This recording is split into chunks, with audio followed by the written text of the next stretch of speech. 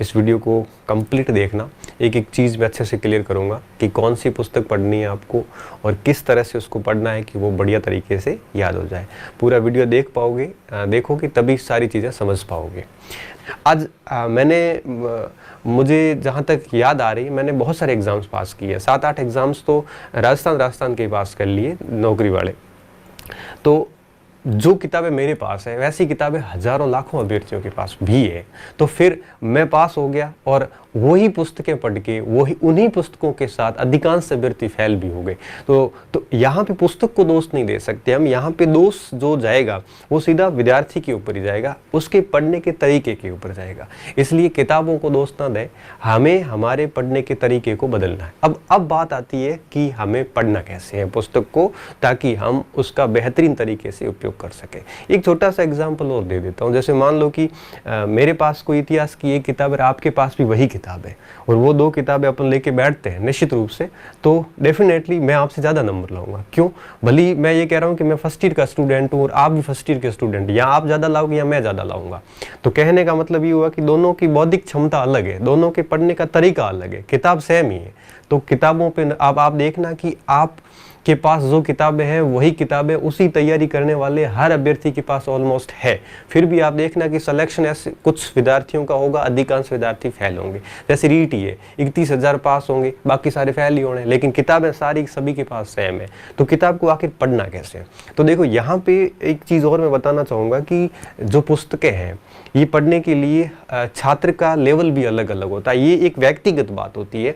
जैसे कुछ विद्यार्थी बिल्कुल न्यू कमर्स होते हैं, मतलब न्यू कमर्स का मतलब ये हुआ कि जो बिल्कुल नए होते हैं इस कंपटीशन की फील्ड में, जिनको सब्जेक्ट के बारे में बहुत ज़्यादा नॉलेज नहीं होता, या यूँ कहिए कि उसने शुरू भी नहीं किया। कुछ ऐसे विद्यार्थी होते हैं जो बहुत ही मिडिल लेयर में होते हैं, जो ऐसे भी नहीं होते जिसको कुछ भी नहीं आता, और ऐसे भी नहीं होते जो बिल्कुल ही आपके स्किल्ड हो या दक्ष हो या बिल्कुल कंप्लीट कर चुके हो, सारा कोर्स है वो बढ़िया तरीके से कर चुके हो। तो 3 टाइप के स्टूडेंट मैं मानता हूँ। कुछ ऐसे होते हैं जो बहुत ही न्यू कमर्स होते हैं, जिन्होंने बिल्कुल कुछ तैयार नहीं किया है। कुछ ऐसे होते हैं जिनका सब कुछ तैयार है, बिल्कुल रेडी एकदम, और बस ये लोग इसलिए पढ़ रहे हैं कि वो अपना ज्ञान और एनरिच करें। ऐसे लोग कहीं लगे हुए होते हैं गवर्नमेंट में या फिर लगने वाले ही होते हैं, बस अपने नॉलेज को और एनरिच करते हैं ताकि किसी बड़े एग्जाम को पास कर सके या अपने ज्ञान को और साउंड कर सके।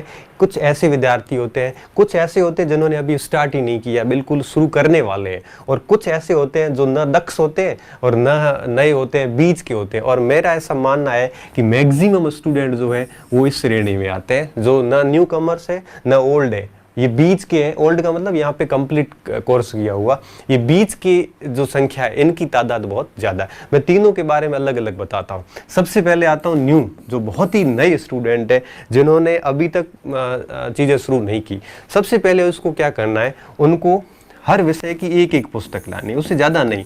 और बेहतर यही होता है कि आप माध्यमिक शिक्षा बोर्ड या एनसीईआरटी से स्टार्ट करोगे तो ज़्यादा फर्क पड़ेगा। क्यों? क्योंकि वहाँ पे आसान चीज़ें समझाई जाती है।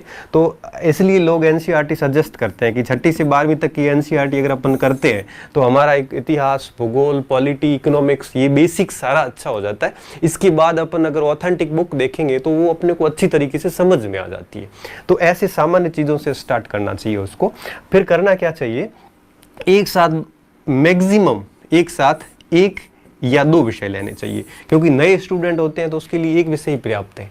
और मान के चलिए कि अगर 1-2 साल कोई आपके आसपास एग्जाम नहीं है तो एक विषय पढ़िए, और आपको लगता है कि 6-7-8 महीने बाद एग्जाम है या एक विषय में आप बोर हो रहे हैं तो कोई 2 विषय एक साथ पढ़िए, और 2 विषय के लिए कोई 2 किताबें लाइए। ज़्यादा नहीं लानी, कितनी पुस्तकें लानी है, 2 पुस्तकें ही लानी है। और जितनी ज़्यादा किताबें लाओगे उतना ही आप भ्रमित होंगे, उतना आप अपना परफॉर्मेंस बिगाड़ते जाओगे। फिर क्या करना है, फिर उस किताब के साथ क्या करना है, जैसे ही वो किताब आप लाए, उस किताब में सबसे पहले आपने पहला अध्याय निकाला। उस पहले अध्याय को निकालने के बाद आपको क्या करना है, उस अध्याय को बढ़िया तरीके से एक बार पढ़ लेना। जैसे आप अखबार पढ़ते हो ना, कोई भी खबर पढ़ते हो, उस तरह से पेंसिल लेके बैठो और पूरे के पूरे टॉपिक को अच्छी तरीके से पढ़ लो। उसके बाद में अगर आपको लगता है कि अच्छा, उसके बाद में भी एक चीज़ और होती है। अगर आप न्यू हैं लेकिन उस विषय की आपकी समझ अच्छी है, आपने 3-4 साल पढ़ा है चाहे स्कूली शिक्षा वगैरह में, तो अगर आपकी पकड़ अच्छी है या आप बिल्कुल नया विषय पढ़ रहे हैं, बिल्कुल नया पढ़ रहे हैं, तो पूरी किताब एक साथ पढ़ लो। ये जैसे 20 टॉपिक है, 20 टॉपिक पढ़ के उसके बाद दोबारा उसका रिवीजन करो। तो अगर आपने थोड़ा बहुत पढ़ रखा है तो पहला पार्ट पढ़िए बढ़िया तरीके से। पढ़ने के बाद अगर पहले पढ़ रखा है तो उसी दूसरे टॉपिक को एक बार फिर वापस पढ़ लीजिए। तो दूसरी बार जब पढ़ोगे तो फिर क्या होगा, दूसरी बार जब भी पढ़ोगे तो आपको कुछ चीज़ें समझ में आनी शुरू होगी। जहाँ जहाँ समझ में आ जाता है वहाँ वहाँ आप अंडरलाइन करना शुरू कर दो। ऐसे करके आप किताब को एटलीस्ट 1 से 2 बार करिए। उसके बाद में जब तीसरी बार पुस्तक पढ़ोगे तो आपको बहुत सारी चीज़ें समझ में आनी शुरू होगी। और तीसरी बार जब पढ़ोगे तब आप किताब के मार्जिन पर साइड में लिखना भी स्टार्ट कर लो।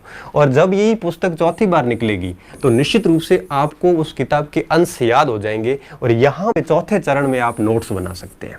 यहाँ पे टाइम लगता है इन चीज़ों को, लेकिन चीज़ें इतनी पक्की तरीके से काम करती है कि उसके बाद फिर दिक्कत नहीं आती है। तो ये काम किया जा सकता है न्यू कमर्स के लिए। आपको ये चीज़ें करनी है, एक किताब को कम से कम आपको 4 से 5 बार पढ़ना है और कंटिन्यू फिर उसका आपको रिवीजन करते जाना है। ठीक है, फिर